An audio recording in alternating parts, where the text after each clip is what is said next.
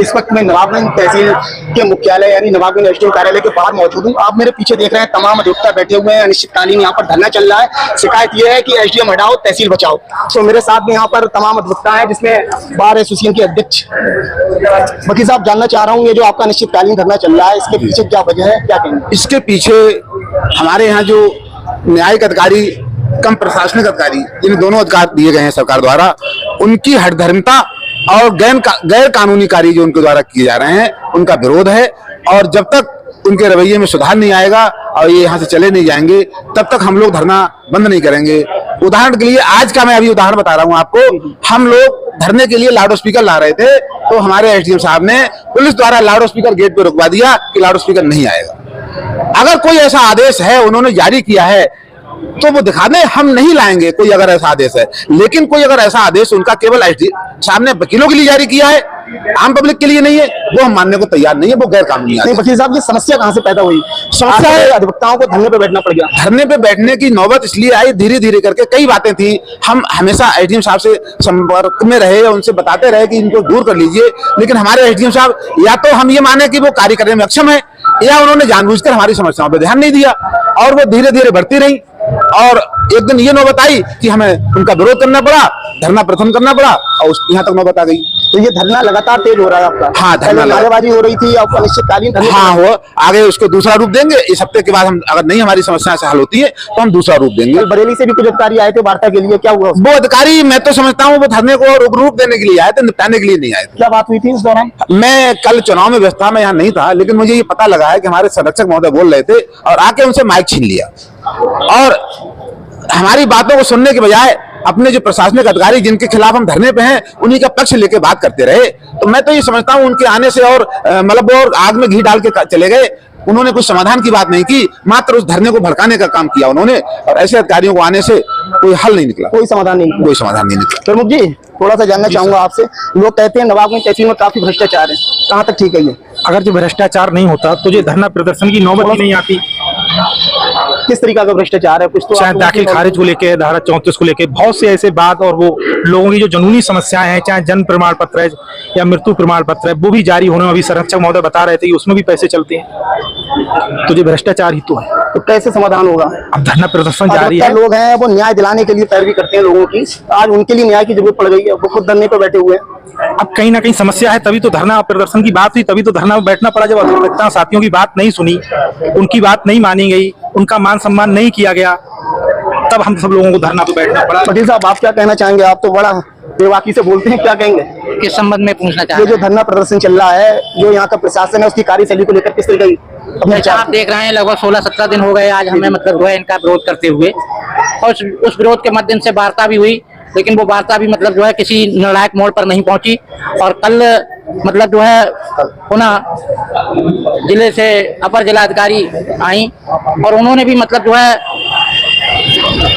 जिस तरीके से राजा महाराजा लोग हुआ करते हैं, प्रजा के बीच बैठ के बात करना चाहते हैं, इस तरीके का काम उन्होंने किया।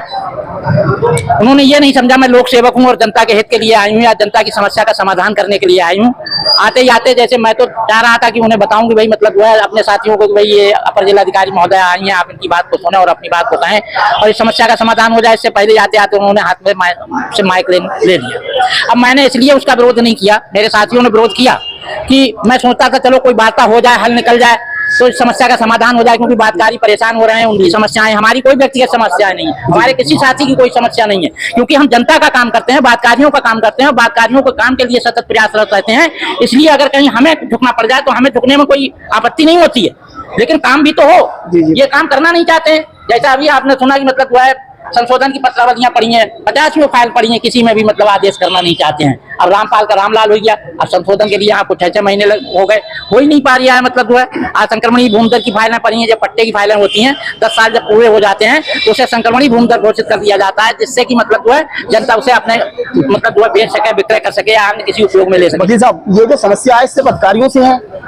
जी, अधिकारियों से। ये काम तो अधिकारियों को करना है। अब हमारे एसडीएम साहब की ओछी हरकत देखें आप। हम लोग कल इधर बैठे हुए थे, आप देख रहे हैं सामने, यहाँ पानी डलवा दिया। अच्छा, कितनी कितनी नीच और ओछी हरकत है एक एसडीएम की।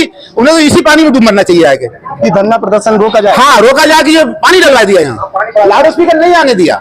पानी के टैंक हम लोग पीने के रखते थे, ये आने से मना कर दिया। ये ओछी हरकतें हैं, ये एसडीएम को शोभा देता है इस तरह की बातें करते हुए। बजाय समस्याओं को खत्म करने के समस्याओं को बढ़ा रहे हैं वो। तो ऐसे अधिकारी का नवाबगंज में क्या काम है? वकील साहब कैसे समाधान होगा? कई दिनों से आपका विरोध चल रहा है, पहले नारेबाजी अब धरना प्रदर्शन, तो कैसे समाधान होगा? देखिए, समाधान इसलिए कि इन्हें कानून की जानकारी नहीं है और मानसिकता इनकी बहुत ही तुच्छ है। ये गलतफहमी का शिकार हैं। ये वो हैं जिन्होंने मीरगंज में किसी को मुर्गा बनाया था। ये गलतफहमी का शिकार है। ये भूल गए कि नवाबगंज में जाके खुद भी मुर्गा बन सकते हैं हम। अच्छा, जी हाँ, बिल्कुल सही बात है। यहाँ के अधिवक्ता जागरूक हैं, यहाँ के अधिवक्ता विद्वान हैं। देखने को मिल सकता है ऐसा? क्या आप कह रहे हैं ये मुर्गा वाली? जी, मुर्गा, ये भूल जाए कि हमने मुर्गा बनाया था। ये भूल जाए कि हमने मुर्गा बनाया था। हो सकता है ये खुद मुर्गा बन जाए। और ये कल जो एडीएम महोदया आई, हमारे संरक्षक महोदय बोल रहे थे, हम लोग सुन रहे थे। जब अचानक लाउड स्पीकर बंद हुआ, तब तक देखा मैडम खड़ी हुई माइक हाथ में छीन के। जो सबसे पहले ड्यूटी आने के बाद नमस्ते के बाद मैं एडीएम पला हूं और मैं इसके लिए आई हूं। तो ऐसा कोई शब्द उनके मुंह से नहीं निकला। आते आते रस्तोगी जी के हाथ से माइक ले लिया जी, सीधे माइक ले लिया, जो बहुत नागवार लगा। हमारे सम्मानित है, हमारे सीनियर है, तो लोग आक्रोशित हुए। जब पता लगा कि मैं एडीएम हूं, तब शांत हुए। मैंने कहा गलत है, आपका तरीका बहुत गलत है। और उसके बाद में जब उनसे बात करने के लिए सभागार में गए, रेवेन्यू के मैटर में छोटी सी सेक्शन के बारे में पूछा गया, तो वो एडीएम महोदया अपने अधीनस्थ नायब तहसीलदार से पूछ रही थी उसके बारे में, जिसके बारे में उन्हें खुद भी पता नहीं था। नायब तहसीलदार और तहसीलदार तो है जीरो, लेकिन वो उनकी गुरु थी, उन्हें भी उस बारे में जानकारी नहीं थी। तो बड़ा शर्म की बात है जहां ऐसे अधिकारी हो। आज तो पुलिस बैठ गई काफी। भैया, पुलिस कल हमारे पानी के टैप, पानी के डिब्बे रुकवा दिए गए। वहां पर हमारी दरी बिछती थी, वहां पर पानी डलवा दिया गया। हमारा लाउड स्पीकर आ रहा था, वहां पर लाउड स्पीकर रोक दिया गया। ये क्या है? तानाशाही है। ये भूल गए हैं कि ये विद्वान अधिवक्ता वो है जब गोरे अंग्रेजों के शासन काल में उन्हें भगा के दम दिया है, तो इनकी क्या औकात है हमारे सामने? ऐसा तो नहीं सख्ती से, कहीं ऐसा तो नहीं आगे सख्ती से हटवाने का प्रयास करें प्रशासन नवाबगंज? अगर ये पुलिस देखी आ रही, काफी पुलिस के लोग यहाँ पर मौजूद हैं, काफी पुलिस है, ये उनका काम है। हम अपना काम, वो अपना काम करेंगे, हम अपना काम करेंगे। अगर वो जहालत से नहीं हटेंगे तो हम भी इंसानियत नहीं छोड़ेंगे। यानी एसडीएम हटाओ तहसील बचाओ। जी, हमारा एक ही नारा है कि एसडीएम हटाओ तहसील बचाओ।